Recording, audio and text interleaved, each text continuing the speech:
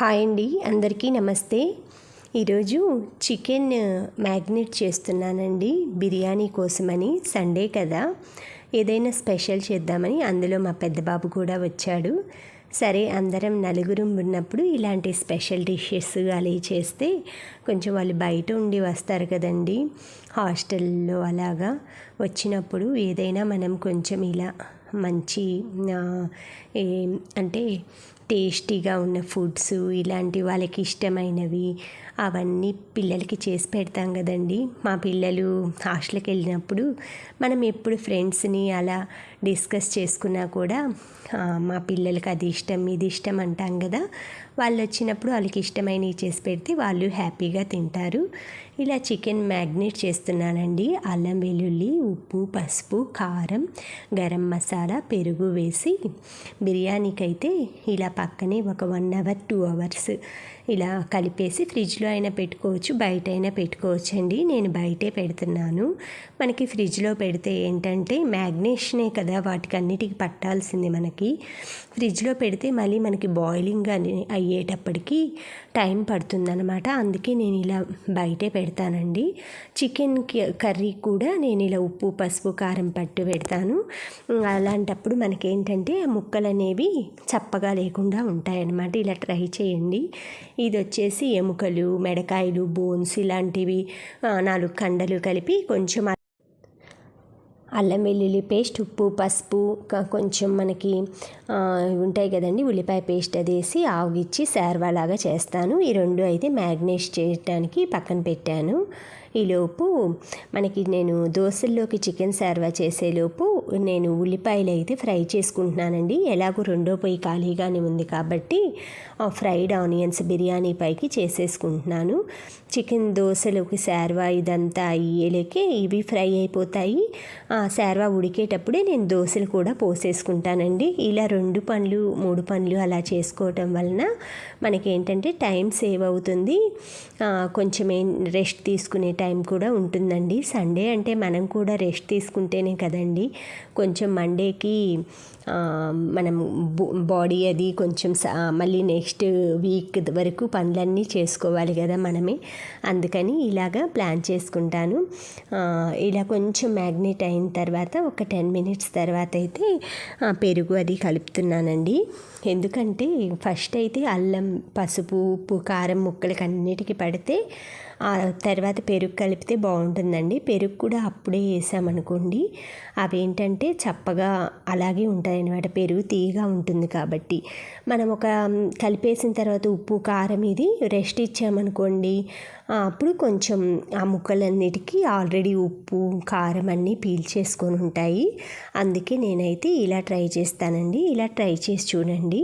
అల్లం వెల్లుల్లి కూడా ఇందులోనే వేసి కలిపి పెట్టుకుంటాను. మనం ఇలా ఈజీ ప్రాసెస్ అండి. ఇవి వచ్చేసి బాస్మతి రైస్ అనమాట. మంత్లీ 1 కిలో తెచ్చిపెట్టుకుంటాను నేను.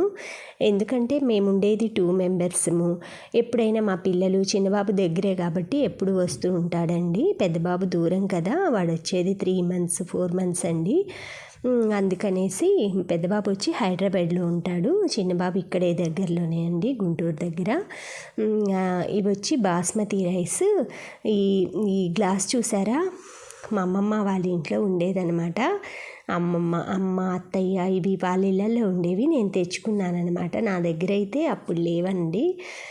మొన్న రీసెంట్గా తెచ్చుకున్నాను. బాస్మతి రైస్ వచ్చి 2 గ్లాసులు పోసాను. అది అరసాల గ్లాస్ అంటారండి. దాంతో 3 పోస్తే కేజీ లెక్క అనమాట మాకు.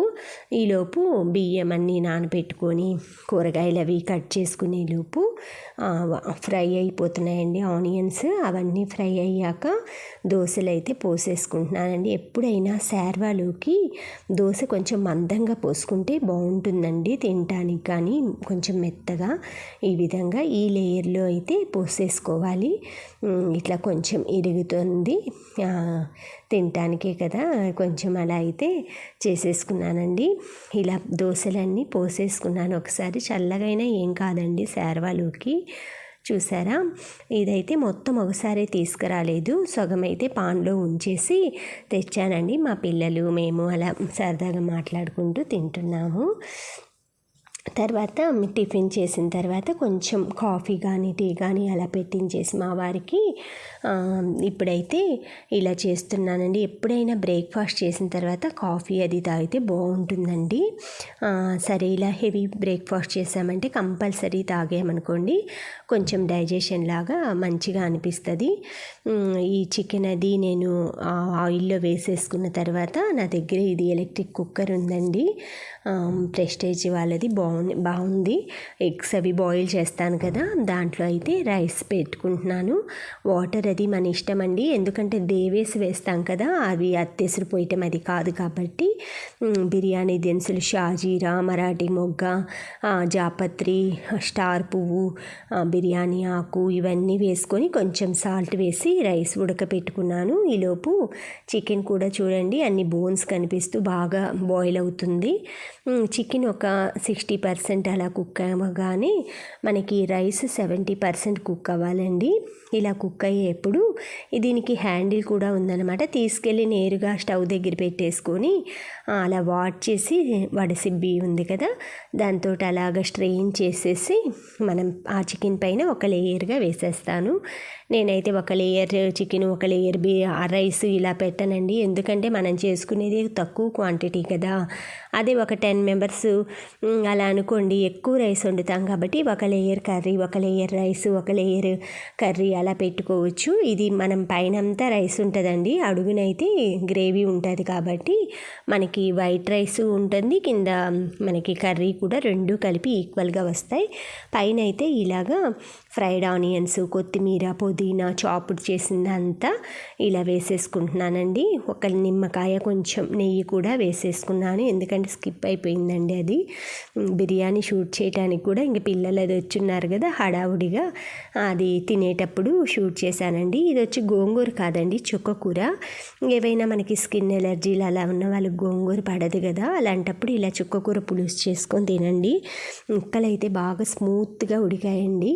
ఇలా మా లంచ్ అది అయిపోయినాక ఈవినింగ్ టైం వచ్చేసి 5:30 అలా ఇలా మిక్చర్ తెచ్చుకున్నాను కదా నిన్న స్వీట్ షాప్లో, అందులో ఉల్లిపాయలు, కొంచెం ఉప్పు, కారం, నిమ్మకాయ రసం కలిపి ఈ విధంగా గరిటతోటి బాగా కలిపేసేసి ఇందులో టమాటాలు కూడా వేసుకోవచ్చండి, కీరా అవి.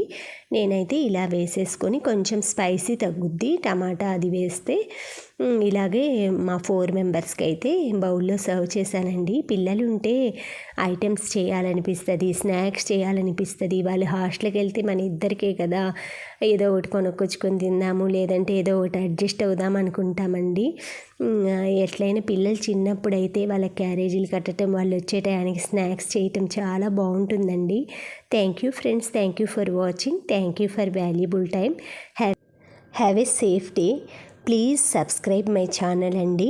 అందరూ చూస్తున్నారు కానీ వీడియో అయితే సబ్స్క్రైబ్ చేసుకోవటం మాత్రం మర్చిపోతున్నారండి. ప్లీజ్ మనం మూవీ కూడా టికెట్ కొని చూస్తాం కదండి. Please subscribe my channel. ఇలా అన్నందుకు తప్పుగా అనుకోవద్దు.